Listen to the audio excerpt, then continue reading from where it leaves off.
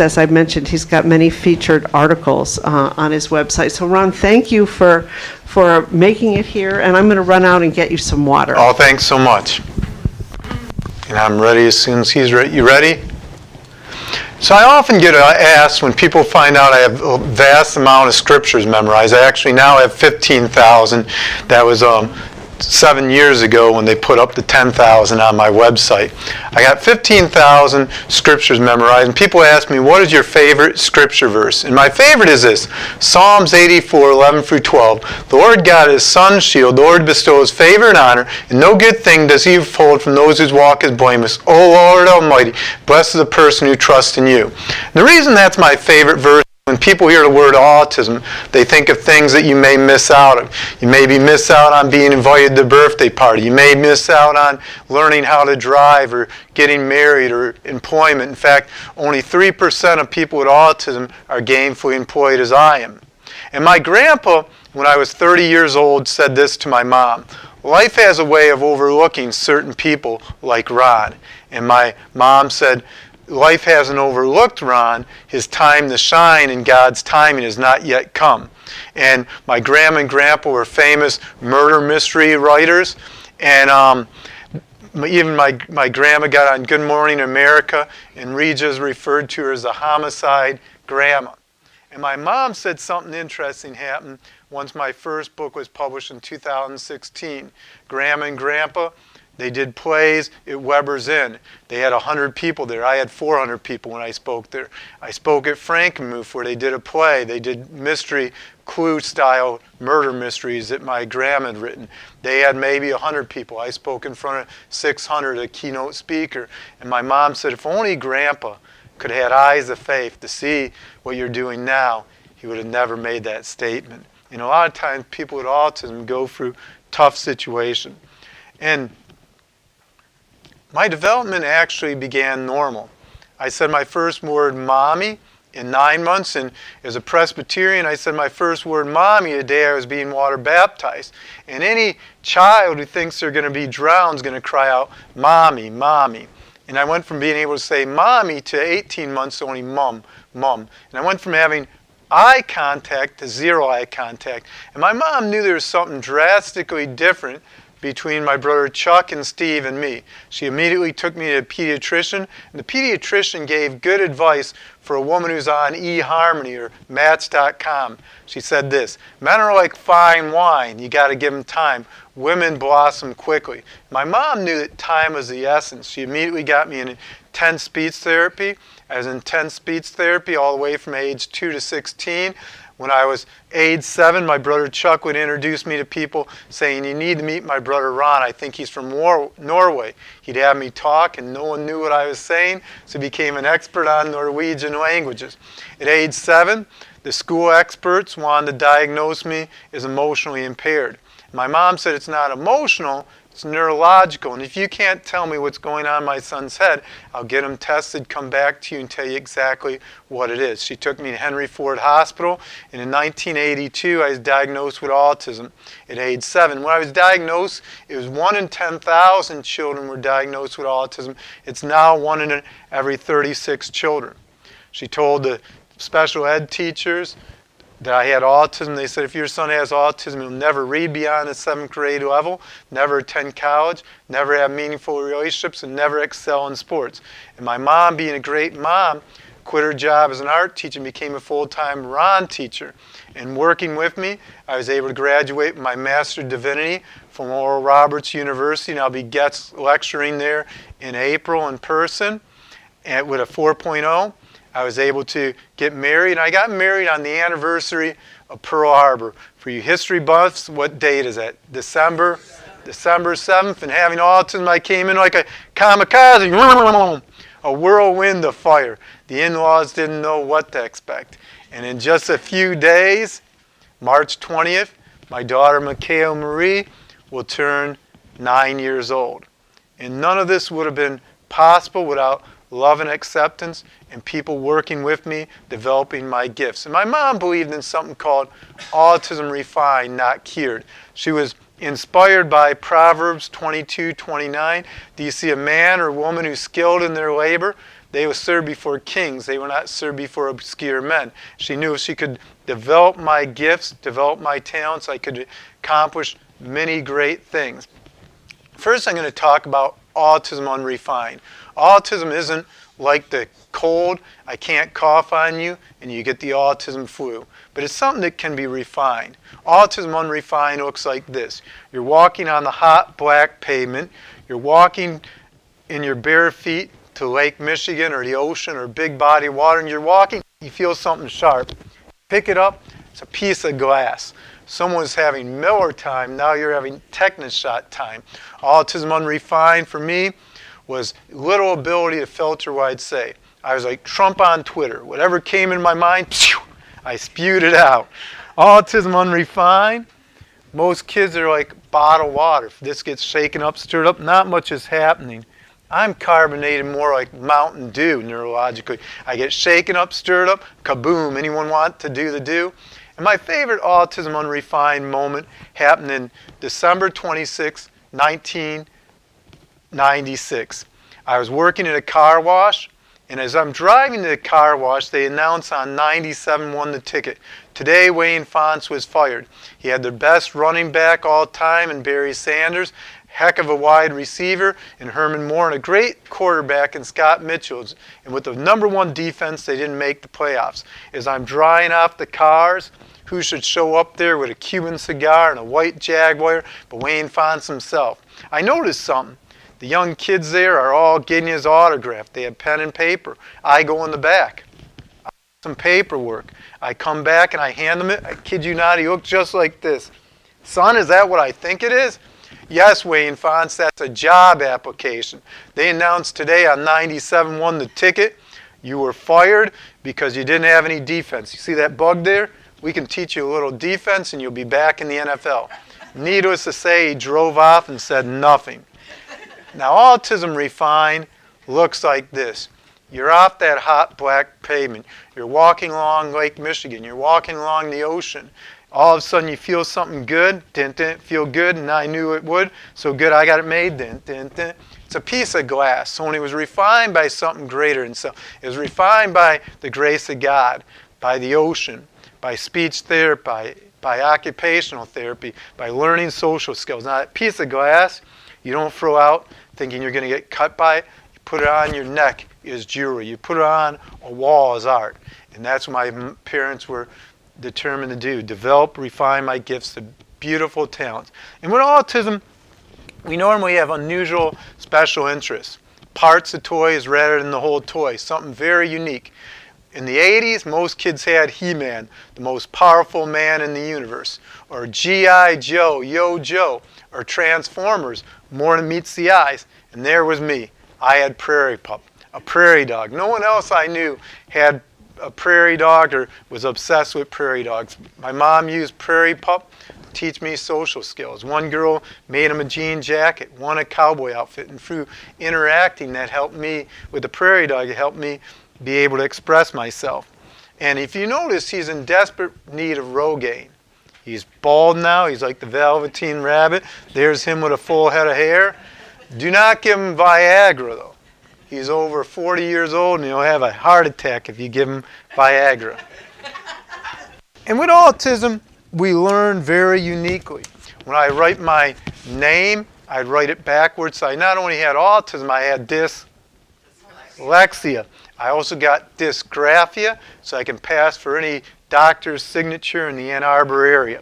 And my mom noticed I had an amazing gift for art. And this is featured in a movie narrated by Temple Grandin called Fierce Art and Love, made by Dr. Lawrence A. Becker.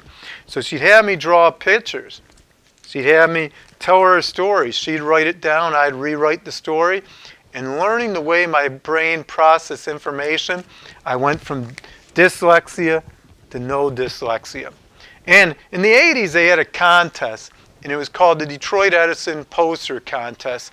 And the Detroit Edison commercials were Isaiah Thomas, and he'd be on one knee like this, and he'd tell a kid, look up. And the kid would look up and say, but I don't see anything. He'd say, good, there's no electrical wires. So my teacher encouraged me to enter the Detroit Edison poster contest, and mine showed this. Showed Prairie Pup working on building a fort, and he has blueprints. It shows a squirrel, and it has a hammer, and it's about to hit a transmitter. And it says, look up. You don't want to become a furry fried friend.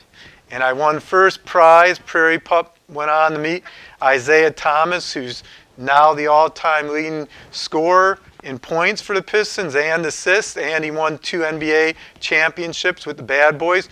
In 2002, Prairie Pup met Muhammad Ali. He's gone on to meet over 100 celebrities. And I still had my autism moments in high school. The first girl I ever asked out on a date, she said this.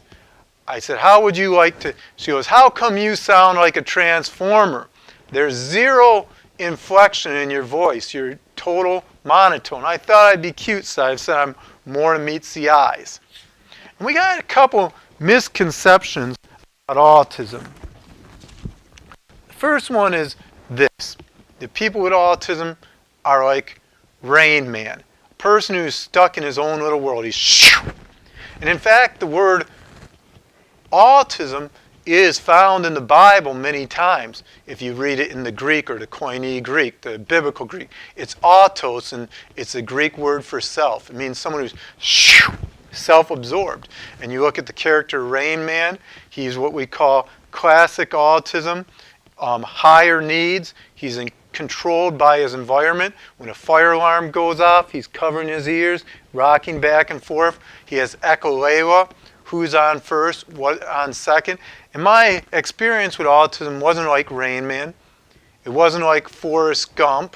And Forrest Gump is what we'd consider more higher functioning, people would call our lesser needs. And it's someone who has zero ability to filter. He'll sit on a park bench and tell you his whole life story in about 3 hours and 30 minutes, doesn't hold anything back, tells you all about Jenny's experiences. Life's like a box of chocolates. Mom wasn't expecting me to come out of these loins. But my experience with autism was more like Sally the Seal. And here's the story of Sally the Seal. In 1989, Exxon Valdez hired a man named Joseph Hazelwood to take a ship with 54 million gallons of crude oil. And he had a drinking problem, and he had too much to drink. He hit a reef in Prince William Sound, and over 11 million gallons of crude oil covered the coastline. And over the next 6 months, Exxon Valdez spends $2 billion cleaning up the coastline. And then they realized they forgot one key ingredient. 500,000 birds died. Over 300 seals died. And there was still wildlife that needed to be cleaned up to go back in the ocean that they took the oil out of. And they estimated the cost, and it was $2 billion. So what they decided to do, the crafty CEO, is hire the WWF. And I'm not talking about, oh yeah, World Wrestling Federation. I'm talking about the World Wild Federation. And they pick one lucky seal, and this is Sally the Seal, and name her Sally the Seal. They'd get her rehabilitated, and they'd have a little slide and send her slipping back in the sea. And they spent $10,000 rehabilitating Sally the Seal. And they invited famous dignitaries. Arnold Schwarzenegger said, Sally the Seal will be back. And they built the water slide. Big day came. Every camera was on Sally the Seal. She goes slipping in the sea, and out of nowhere came a killer whale. And Sally the Seal became Sally the Meal. And my experience with autism was like Sally the Meal. I got eaten up, spit out like liver, and beaten up with autism in Boyd. My worst autism moment with Sally the Meal was when I was on the track team my freshman year of high school. Kid stole a tarantula, put it in a Ziploc bag. Another kid dared me to take a shot put and brew up some tarantula stew. I brewed up the tarantula stew, and the kid who stole it, bam, he hit me in the eye. His friend the next day hit me in the stomach. And a lot of times people with autism, they're easy target. Anthony Ione, who's the first basketball player to play in a Final Four on the autism spectrum, he had a Sally the Seal moment too that he shared with me. When he was in 5th grade, a kid dared him to stick his tongue to a pole in 20 below weather and he did it, and it wasn't pretty. Some more famous people who had Sally the Seal moments in TV, Screech from Saved by the Bell. If you ever seen the TV show in the 90s, I got to meet him a few years ago before he died.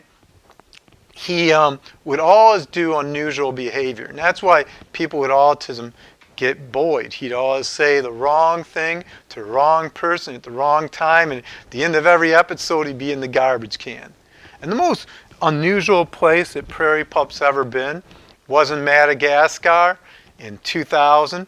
It was in Israel in 2012. It wasn't even this past week. He was in Times Square, and I did a video of Zechariah 4:10, who dares despise the days of small beginning. It's right here. He was up the nose, a booger from Revenge of the Nerds.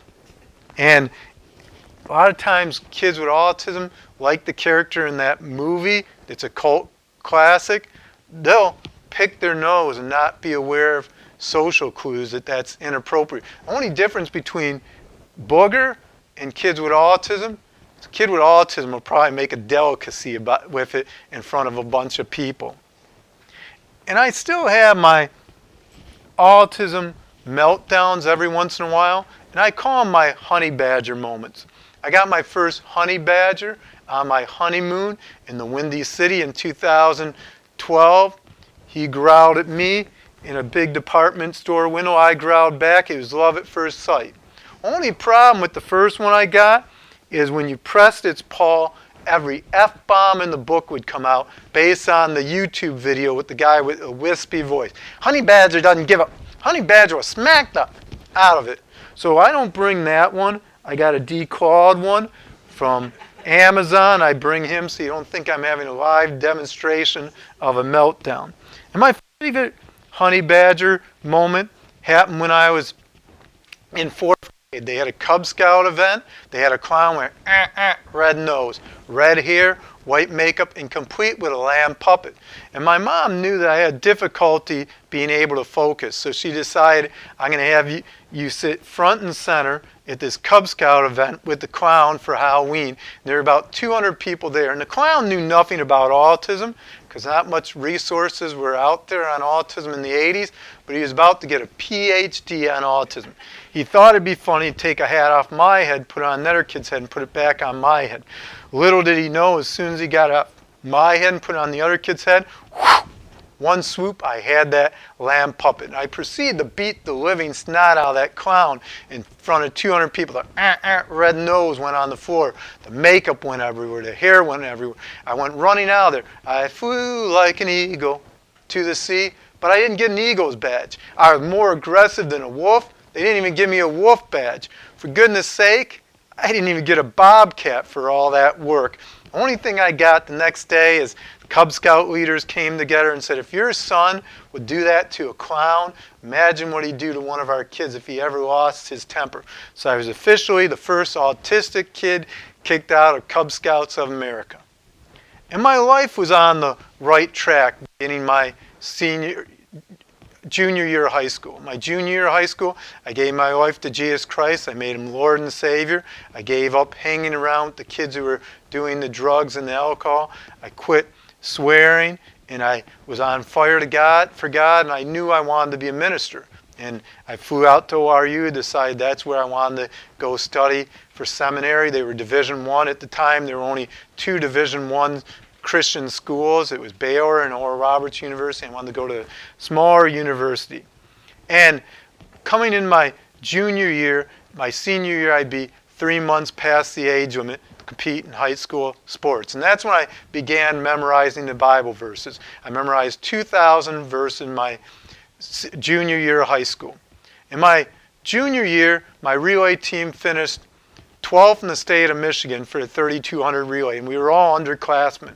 And our anchor, Nate, who'd go on to win the Big Ten for the mile at the University of Minnesota, said this: next year, we'll be the fastest relay team in the state of Michigan, but we won't have Ron on our relay team because he'll be past the age limit. And right then, the Holy Spirit spoke to me, as clear as I'm speaking today, and he said, I'll provide a way for you to run on the track team. And I said, I'm going to run on the track team. And the track coach looked at me, he laughed and said, during the last 20 years, no one has been able to compete past the age limit in high school sports. And I said, God's going to provide a way. And my mom called the MHSAA, Michigan High School Athletic Association, and they said it'll be a cold day in HELLL before we let him compete. And I know it gets cold in Michigan. I don't think it gets that cold. She started calling the lawyers. I like the lawyers' response. Bernstein's, they said, we can't see his case. Lee said it won't be free. Mike, he said, I don't think I can win your case. Feiger, that was when he was working with Dr. Deff at the time, he said, I'm having a few drinks. When I get off the highway, I'll call you back. I think AC/DC calls it best. I'm on a highway to... Well, you know the rest of that. But no puns intended. Every lawyer said the same thing. It would be over $40,000 for Americans with Disabilities case. And my parents said, we can't afford it. There's only one thing we can do. Psalms 25:3. No one whose hope is in you will ever be put to shame. We're going to put it into God's hand, pray about it, and if God really spoke to you like you believe, when God speaks, he will respond. So we gave it into God's hand. And a few days later, I get back from a 5-mile run. I'm exhausted. And there on the front page of Detroit Free Press was a young man named Craig Stanley. He was born May 1975, same year, same month as me. He was a track and cross country runner, and he was past the age limit, just as I was, and he had a learning disability, although it wasn't autism. So my parents got with his parents, and I said, we're going to run, me and Craig. I don't know how it's going to happen. His parents first called all the lawyers. $40,000. My mom said, let's contact Detroit Free Press and say there's now 2 people whose civil rights are being violated in the state of Michigan. So they contacted Detroit Free Press. The Wednesday after I met Craig Stanley, there's me and him on the front page of Detroit Free Press. And that Sunday I was getting water baptized. And I'll never forget, I was doing it to show my commitment to following Christ. I was baptized an infant at 8 months and now, or 9 months, and now I was getting baptized again. And when I came out of the water, I'll never forget, the pastor had a look like this on his face. Because I've never seen something when someone comes out of the water. But I saw something with you. I saw Joel 2:25. And it says this, I repay the years that the locusts eat, the great locust, young locust, the other locust, locust swarm, my great army is sent among you.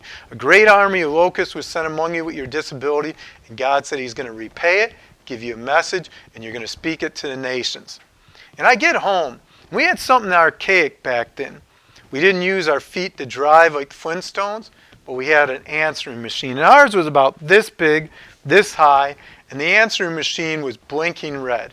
And I press a button, up comes the time of the phone call, and it was exactly 9 a.m. when I was baptized. And it began this way.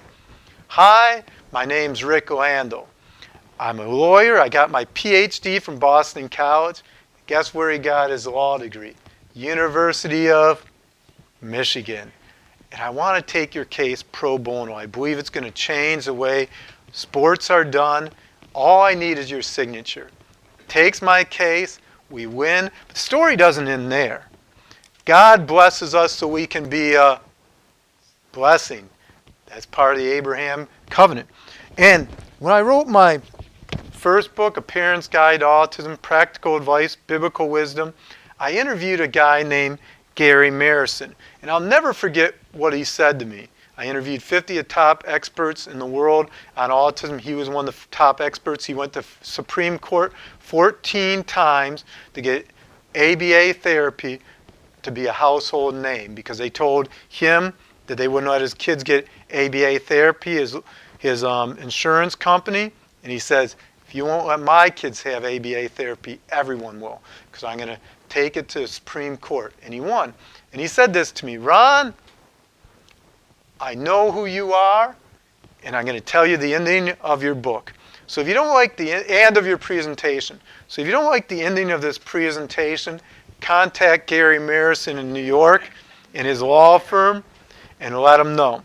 He says you're going to end with the story of Anthony Storello. Ray and Rayanne. It's kind of like Raggedy Ann and Andy. Only thing was, they were unable to have kids.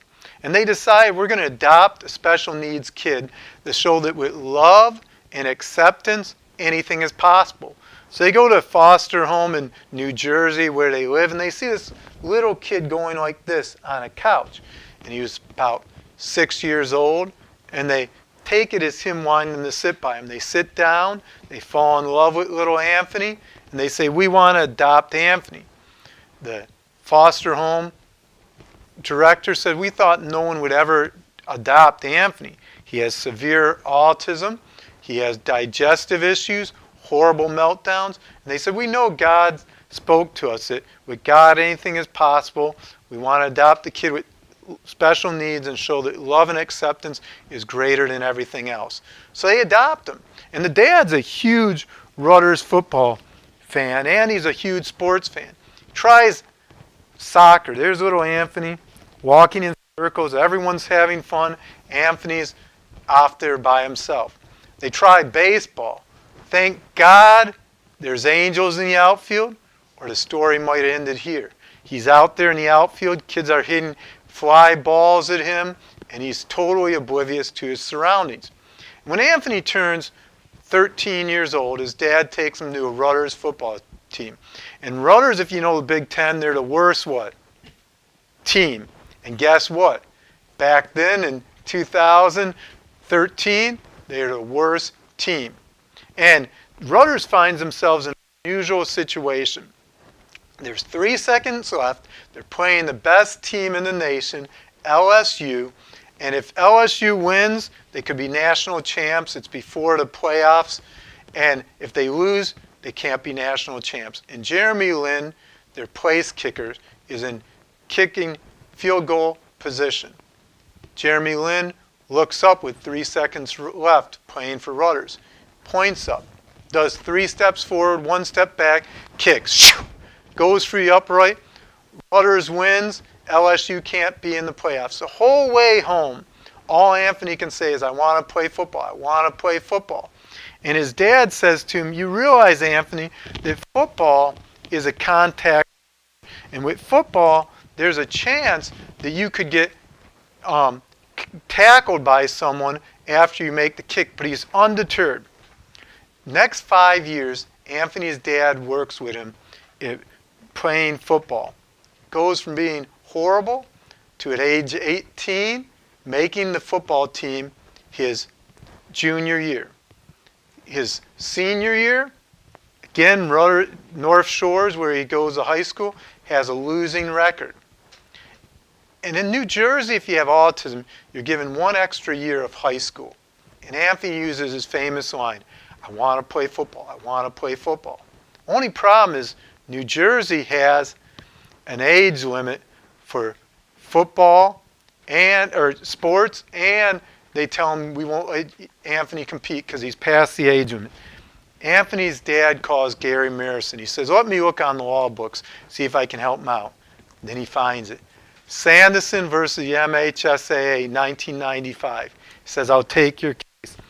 He wins the case. Anthony's competing using my case, and something unusual happens. God brings a great running back.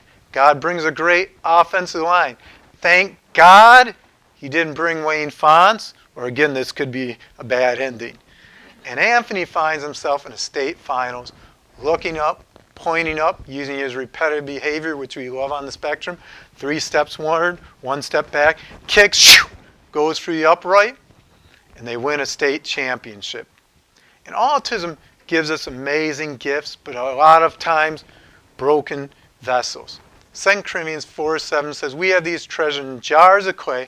The service all surpassing power is from God and not from us. And the Greek word for power there is dunamis, or dynamite. It's dynamite. And there's many amazing people with autism. Armani Williams, he's a NASCAR driver. His story's in my book, Views from the Spectrum, A Window on the Life of Your Faith for Your Neurodivergent Child. And Anthony says it best. Tell me I can't so I can show you I can. And a lot of times people will tell people that they can't. We're really, with the love, acceptance, and the right therapy and the right of environment, we can do amazing things. We just need accommodations a lot of times. There's the most famous person in the world with autism, Temple Grandin, and she said, autism makes me different, not less. And a lot of times, people with autism, you may recognize them by movement. A lot of times we'll have strange movement. Or we'll say something that no one else would say. Or we may have no monotone or inflection in our voice and have only monotone. Or how we dress. And then here's some misconceptions again. How society sees us. Is a savant or Einstein were brilliant. And only 5% of people with autism have some kind of savant ability. How our neurotypical friends see us. Shelton, he's kind of awkward, an awkward person. How our parents see us. Remember, everyone's having fun. There's little Anthony isolated. How society or the media sees us. Social interaction, not very interesting. And how we see ourselves, I miss my planet. A lot of times, people with autism, they feel out of sync. They feel left out. And then how we really are. There's a good doctor, professionals, married. I've been married now, it'll be 13 years, December 7th. I have a kid, like the picture above, only my daughter's older than that. I'm going to end on this quote and thought. Any fool can see an apple on a tree, but it takes vision and dedication to see that orchard in the apple seed. And I do every day the Honey Badger verse a day with the 15,000 Bible verses. So if you use YouTube or Instagram, subscribe, and then you can watch my Honey Badger verse a day. I have one done in Times Square. I yelled out, hey everyone, give me just a couple minutes to do my Honey Badger verse. And the one in Times Square is Zechariah 4:10. Who dares despise the day of small beginning? Since 7 eyes the Lord reigns throughout the land, will rejoice when they see the chosen capstone in the hand of Zerubbabel. The one today is going to be Galatians 5:6. Faith and love is the greatest. And I'm going to do that later on today, live from Ann Arbor. And I want to encourage you to subscribe to that, and then also the 2 for $25 deal. And then when I sign the books, my next goal is to be the first autistic congressman. So that 27% inflation, these being autographed by an autistic congressman, value will go off the charts. And I want to just thank you for having me come and speak. We may have some time for questions and answers right now. Thanks.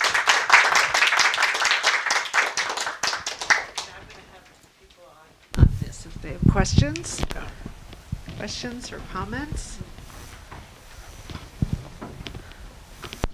I have a question. I'll start. So you mentioned your mom and the important things that she did for you. What if you were going to give some of your top advice to parents or grandparents who have a child on the spectrum, what did your mom do that you would actually recommend to others?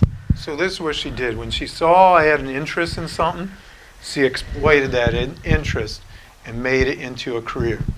And I always say this, the most successful people in the world do this. They know their strengths, they know their limitations, and they accommodate and adapt for their limitations using their strengths, and then they build connections. Most of the world is based on connection. People with autism, they're like 30-year-old pair of Velcro shoes. They have difficulty connecting. So learning how to teach kids with autism to connect is very important. And connections are built from two things. Number one, exposure. The more environments a person's in, the more they're in different environments, the more they can adapt and accommodate to those environments. So the more activities you get a kid with autism in, the more likely they're to find a new special interest and connect with it. And then number two is mentoring. Proverbs 27:17 says, it's iron sharpens iron, so one person sharpens another person. And the more sharp they can get adapting to sensory issues, the more they're going to be able to adapt to their environment and build connections and be successful in life. So those are two things, exposure and mentoring. Those didn't come from me. Those came from Temple Grandin when I presented with her in Loveland, Colorado. Yeah. So I'm one of the ministers here, and I do a lot of weddings, and I do a lot of premarital counseling with couples. And so as you talked about being married, I was curious about your wife and daughter and how they complement you, how you complement each other in the relationship. I don't know if they're on the spectrum, but could you talk a little bit about that, making a family, and some of the challenges to that and how you've grown with that? Yeah. So actually today was a challenge. I don't like driving certain places like cities by myself, nor my wife drives, and at the last minute my daughter had a bad cold, so then I had to adapt to drive by myself here because my wife had to stay home with my daughter. And also, and my wife is able to compliment me. In fact, on our wedding cake we had calico critters. How many people have, so in Europe they're called Savanians, and the priest was a beaver, and then the bride and groom were cats in wedding outfits, part of the calico critter collection. If you go to Myers, they carry calico critters there. And the set I used was a European one from when the prince just got married. They were having a wedding, a royal wedding, so they made a special set that you could only get in Europe, and I ordered it online. Then it was $50. Now with the way it'd probably be like $150. But things like that are able to complement when she's able to look at my special interests, my wife, and use them. And then my daughter, she's caused me to learn and grow too as a person. I'll never forget one time I had a meltdown because some of my stuff was removed from my man cave at my parents' house before me and my wife bought our house in Rochester just this past November. And my daughter at the time was 4 years old, and she saw me having a meltdown. She said, "It's okay, Daddy. Sometimes you'll get a Happy Meal and there's no toy in it. Grandma will buy you another Happy Meal tomorrow." And I still don't like certain things being moved. I like that routine, and then my wife tries to keep the routine going the right way.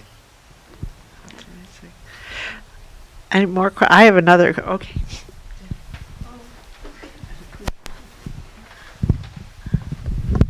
I guess I don't know enough about autism, but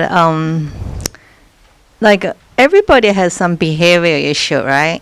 Yeah. So how, I mean, everybody can blow up because something they really don't like. So what would be the threshold, or what would be the diagnosis that this kid has autism, that kid is just behavior issue or whatever? And that's a good question. So here's the difference between where kids want stuff and they'll do stuff. That's called a tantrum. A tantrum's controlled. I know if I act up this way, then I'm going to probably get what I want. A meltdown's totally different. It's total loss control of ability to interact, total ability, you're separated from your environment, so you have no control. You have no, a lot of times even when a meltdown, the kid won't even remember what was going on when they had the meltdown.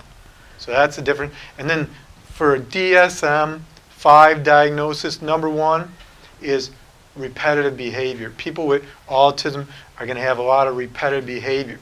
So they may line their toys up. They may always do things the same way, and if it's not done that way, they're so rigid, they're going to have that meltdown.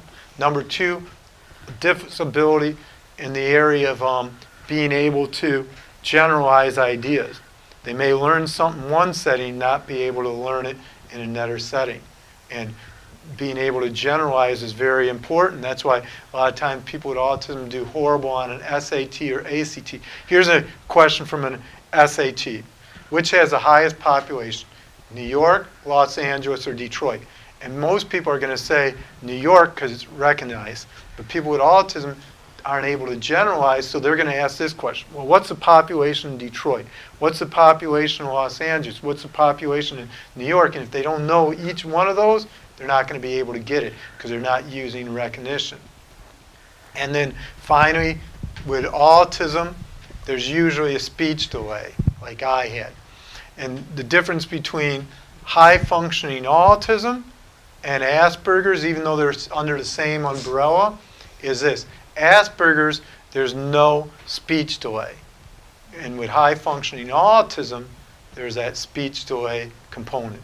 So that's kind of how you get it diagnosed with autism, the repetitive behavior, difficulty generalizing, maybe a speech delay, maybe difficulty in social interaction and understanding it. And they call it mind blindness, where we can't understand other people, what's going on in their minds sometimes.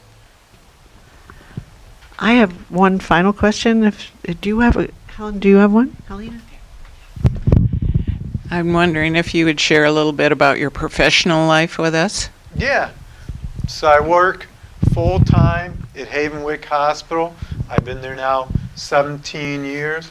I work as a psychiatric care specialist, and my job entails I lead groups with people who have mental health issues. I also do, used to have to do reports on the patients you were assigned to. You'd have to write up a report on how their care is being done, what they're going through at that time by talking to them and doing one-on-one patient care. And I'm currently writing my 5th book on a proactive approach to mental health. And it's going to be called something to the effect of developing a hope complex. And I'm going to look at how do you develop that hope complex. I've been working on that the last couple months.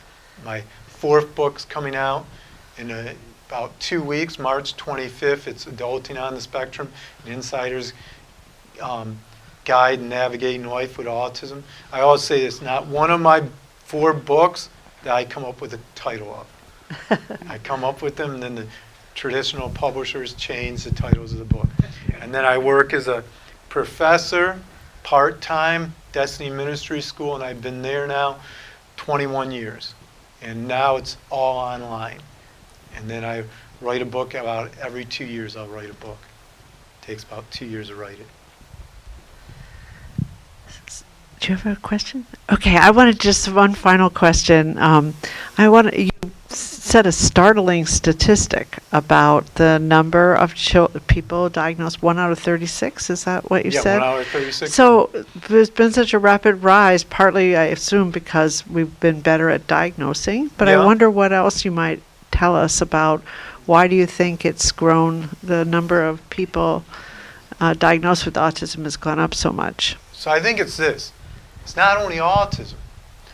If you're 25 and younger, the odds of you getting cancer compared to everyone in here, myself included, is 79% higher. And I think the wrong question is, what causes autism? If you ask the wrong question, you know what happens? You never get an answer. And that's why the people who are creating the situations, they want us asking that question. A better question is this. It's not what causes cancer, what causes autism. It's the same question.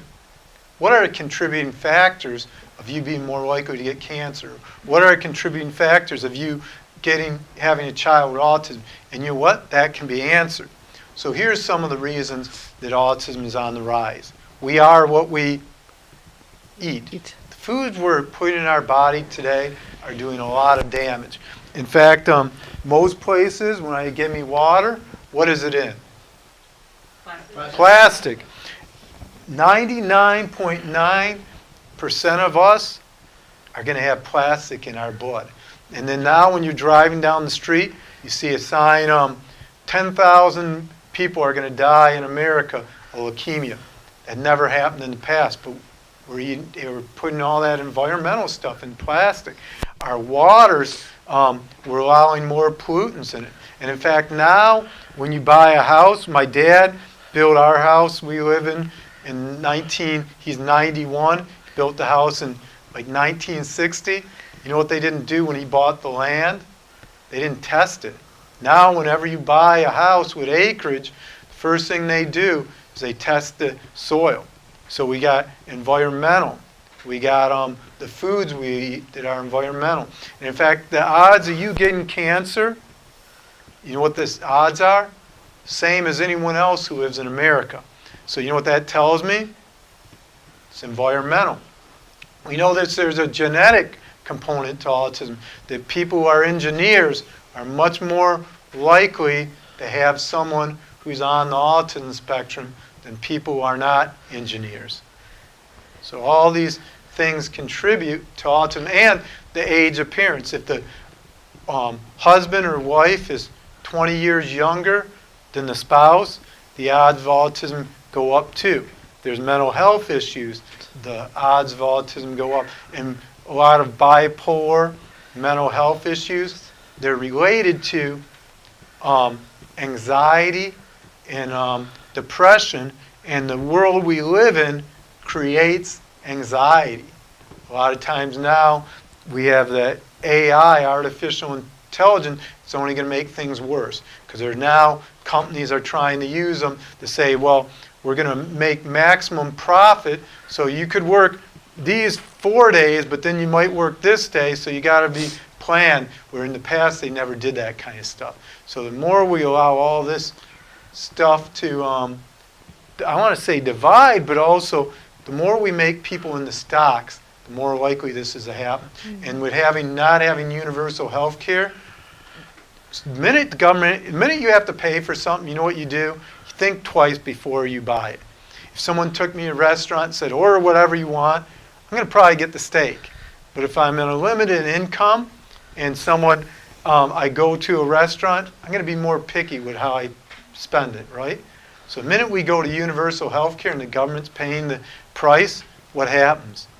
They're going to limit the stuff that's going to make the health care go up. All the sugars we put in, all the preservatives, all the there's a doctor specialist who went to University of Michigan. He's best friends with my brother Steve, Dr. Padua. And I said, what are some contributing factors? What is one thing he said, never eat lunch meat that's not from the deli. He said, processed lunch meat is like eating raw sewage. And I asked him this, I said, well, could you eat a little bit of it? I said, if I put raw sewage in front of you, would you be asking that question? And I said, no. And he said, that's your answer. And he said, a lot of the foods we're eating is causing cancer. And he says he knows for a fact. But even when people are getting their cancer care, they're not telling them, limit your sugar. Eat foods that are anti-inflammatory, like high seafood Mediterranean diet, raspberries, blueberries. They tell them, well, you can keep going the way you are. And they know that actually that anti-inflammatories can slow the process.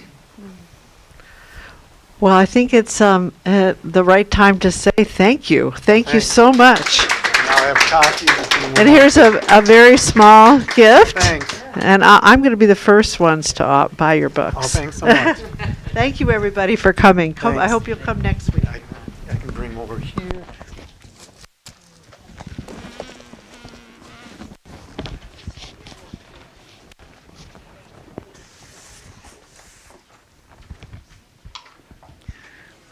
Oh, thanks so much. Appreciate you coming. Oh, thanks so much. Thanks for reaching out to me about this. Oh, I thanks. would like, so did you get a check from us yet? Yeah, I already got the